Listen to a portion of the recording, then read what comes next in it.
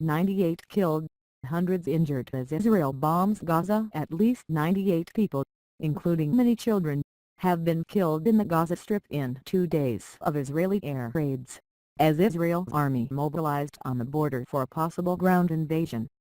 The Palestinian Ministry of Health said 550 people had been wounded since Israel launched its campaign in Gaza this week, which it said targeted Palestinians firing rockets into its territory.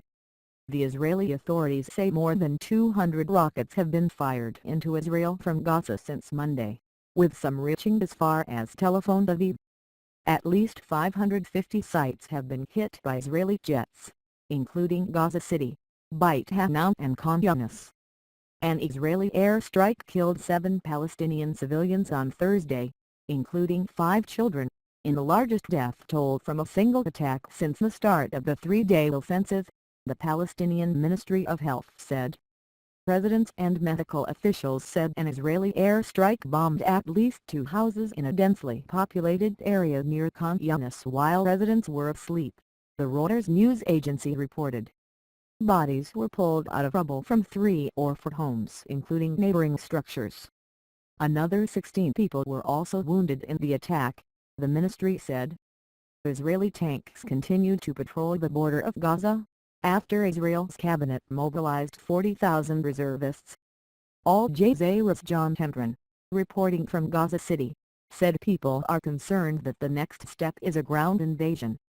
Israel says it has thousands more targets it is willing to strike, which is hard to believe when you're in Gaza City.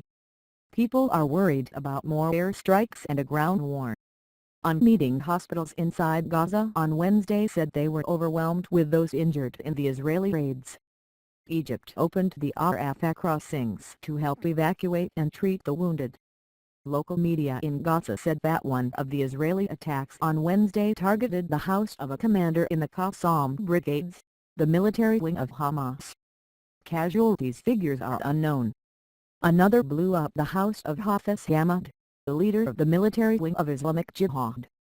He was killed along with at least 4 women and children, according to neighbors and hospital officials. An 80-year-old woman was killed in an attack on Al-Mafraq, a village in southern Gaza, according to reports. UN Secretary General Ban Ki-moon will brief the Security Council at 1400 Greenwich Mean Time on Thursday on the escalating Israeli and Palestinian hostilities, which he described as a troubling and volatile situation which was on a knife edge. Rwanda, which is president of the Council for July, said there would be a public briefing by Ban and the Israeli and Palestinian ambassadors before closed-door consultations. Extreme Israeli government Khaled Meshaal, the political leader of Hamas, on Wednesday blamed the latest round of violence on the extreme Israeli government of Benjamin Netanyahu. He urged Israelis to change their leadership or force their leaders to end their assaults on Gaza. Netanyahu will take you from disaster to disaster. They will give you nothing but defeat and destruction, he said. You killed our people. The world is aware, the war has been forced upon us. We have not forced this war. In response to Meshaal's speech, Naftali Bennett, Israel's economy minister and the leader of the right-wing Jewish Home Party, said, Meshaal was talking nonsense as usual. We are going to continue the pressure and we are going to expand our operation, he told Al Jazeera from Tel Aviv. He said Israel would haunt Hamas terror group until they stop shooting missiles.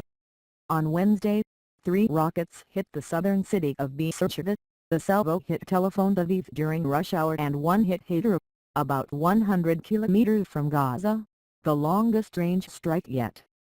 The Qassam brigades said it fired M75s, the local made rocket with an 80-kilometer range,